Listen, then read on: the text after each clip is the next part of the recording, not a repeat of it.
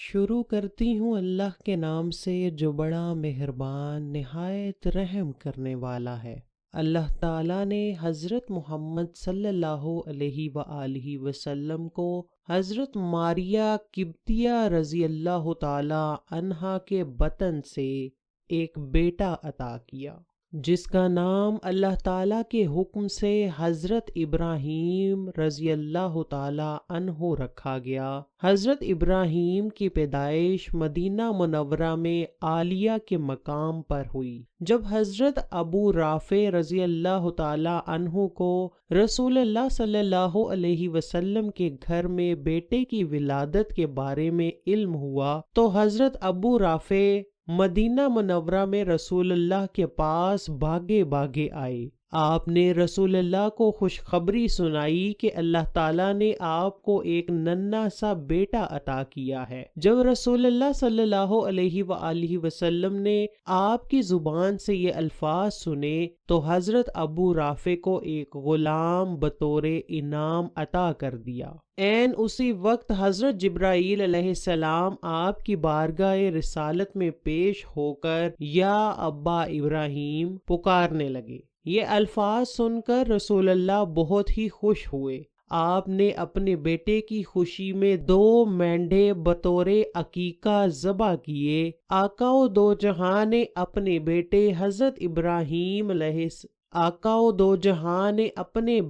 حضرت ابراہیم کے سر کے بالوں کے برابر چاندی لی۔ چاندی لے کر کسی غریب کو خیرات کر دی، پھر حضرت ابراہیم کے سر کے بالوں کو مٹی میں دفن کر دیا۔ اللہ تعالیٰ کے پیارے محبوب حضرت محمد نے اپنے بیٹے کا نام ابراہیم رکھا۔ حضرت ابراہیم کو دودھ پلانے کی ذمہ داری حضرت ام سیف رضی اللہ تعالی عنہا کی بیوی کی لگائی گئی۔ حضرت ابو سیف رضی اللہ تعالی عنہ پیشے کے لحاظ سے لوہار تھے۔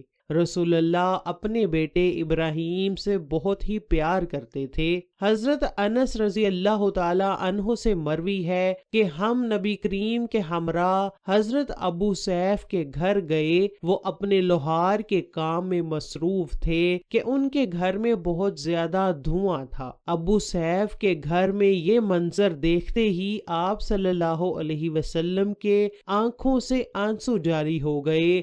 آپ صلی اللہ علیہ وسلم کے ہمراہ عبد الرحمن بن عوف رضی اللہ تعالی عنہ بھی تھے۔ انہوں نے عرض کی، یا رسول اللہ، کیا آپ کی آنکھوں سے بھی آنسو جاری ہوتے ہیں؟ آپ نے حضرت عبد الرحمن بن عوف کو فرمایا کہ یہ شفقت کے آنسو جاری ہو رہے ہیں۔ آپ صلی اللہ علیہ وسلم کی آنکھوں سے آنسو بہہ رہے تھے۔ رسول اللہ کی زبان پر یہ الفاظ جاری تھے کہ اے بیٹے ابراہیم، ہم کو تمہاری بہت زیادہ یاد آتی ہے، لیکن ہم اللہ تعالیٰ کے حکم کے بغیر کچھ نہیں کرتے ہیں۔ ایک دفعہ امام حسین رضی اللہ تعالی عنہ حضرت محمد صلی اللہ علیہ وآلہ وسلم اور آپ کے بیٹے حضرت ابراہیم اکٹھے بیٹھے تھے کہ اللہ تعالیٰ کے حکم سے حضرت جبرائیل علیہ السلام آپ کے پاس حاضر ہو کر عرض کرنے لگے کہ اللہ تعالیٰ ان دونوں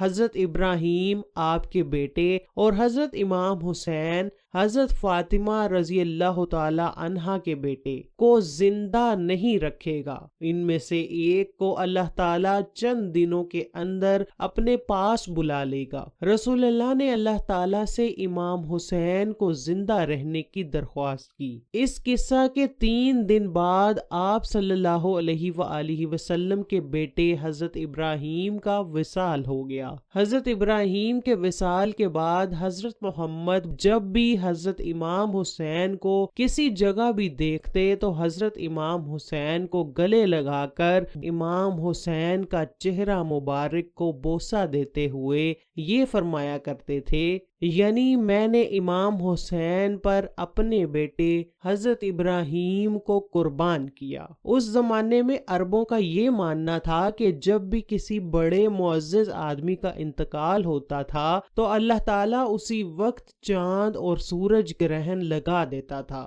حضرت ابراہیم کے وصال ہونے پر سورج اور چاند گرہن لگ گیا تھا۔ عربوں کے لوگوں کو اس بات کے بارے میں علم ہو چکا تھا۔ حضرت ابراہیم کے دنیا سے جانے کی وجہ سے سورج اور چاند گرہن لگ گیا ہے۔ حضرت ابراہیم رضی اللہ تعالی عنہ کے وصال کے بعد رسول اللہ نے ایک خطبہ دیا کہ کسی کے وصال ہونے پر چاند اور سورج گرہن نہیں لگتا، کسی کے مرنے یا جنم ہونے سے سورج یا چاند گرہن نہیں لگتا۔ جب تم سورج اور چاند گرہن لگا دیکھو تو اللہ تعالیٰ سے توبہ و استغفار کیا کرو تاکہ اللہ تعالیٰ سورج اور چاند گرہن کو ختم کر دے۔